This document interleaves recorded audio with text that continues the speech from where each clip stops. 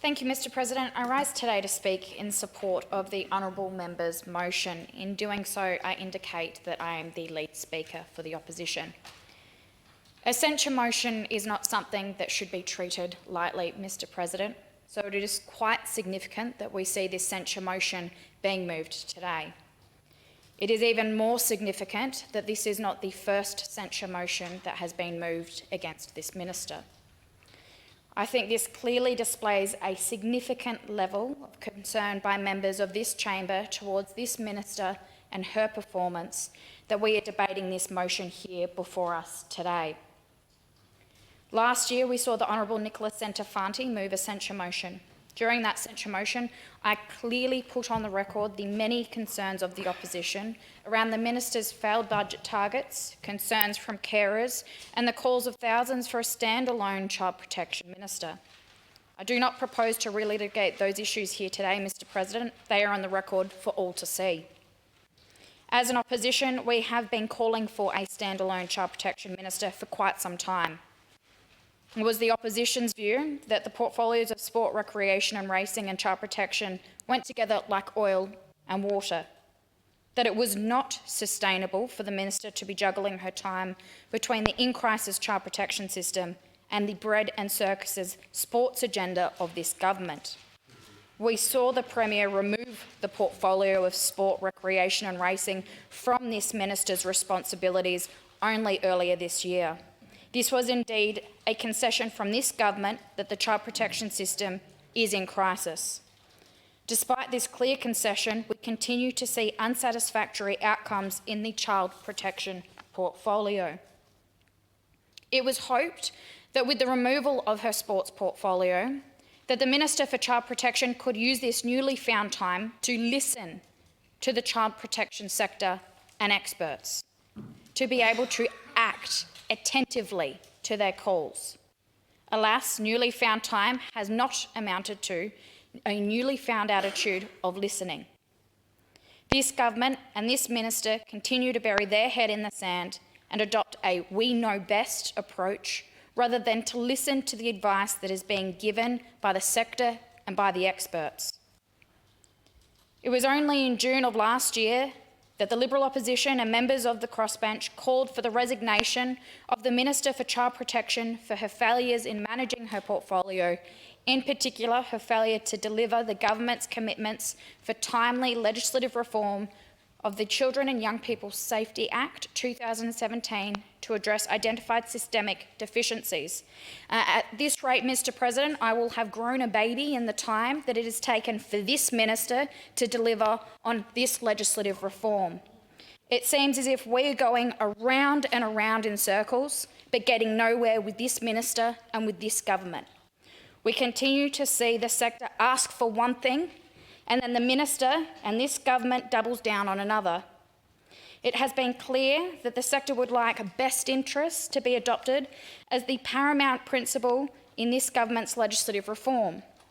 Yet the government has not heeded their calls and instead said that should best interest be made the paramount principle, that they would shelve this legislative reform and retain the 2017 legislation, an outcome that I don't think anyone would like to see.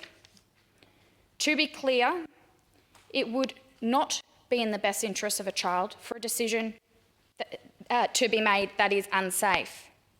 So any commentary that the options are either best interests or safety, that best interest comes at the expense of a child's safety, quite frankly, is disingenuous.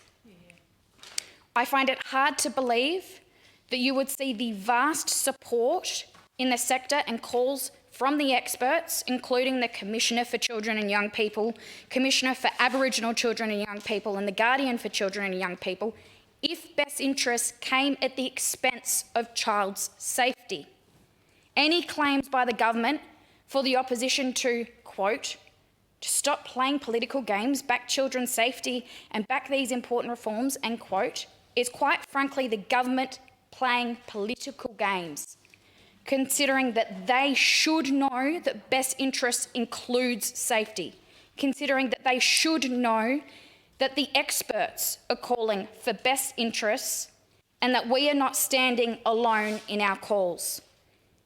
That is political spin, if you want to talk about political spin, Mr. President.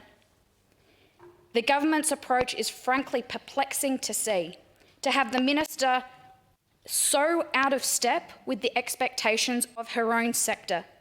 Despite knowing that the child protection system is in crisis, the government has advised this place that should best interest be made the paramount principle, they'd retain the existing 2017 legislation.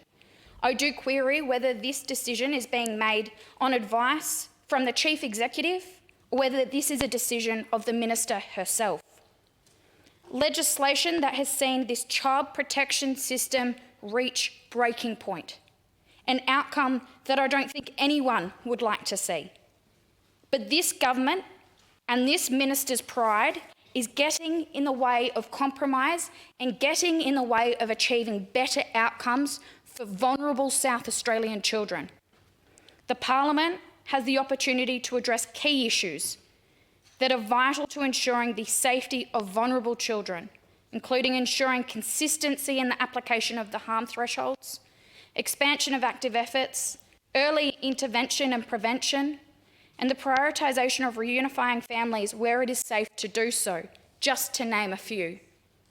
Without these key legislative changes, children remain at risk of being lost in the widening cracks of this broken child protection system. Katrine Hilliard has shown that she is not listening to the experts. It is time that she resign and that a new minister be appointed. The Premier can no longer sit on his hands as we watch the system fall into further disrepair.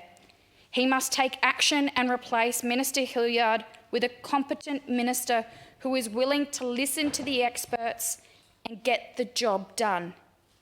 We need a show of leadership from this Premier, and the ball is squarely in his court.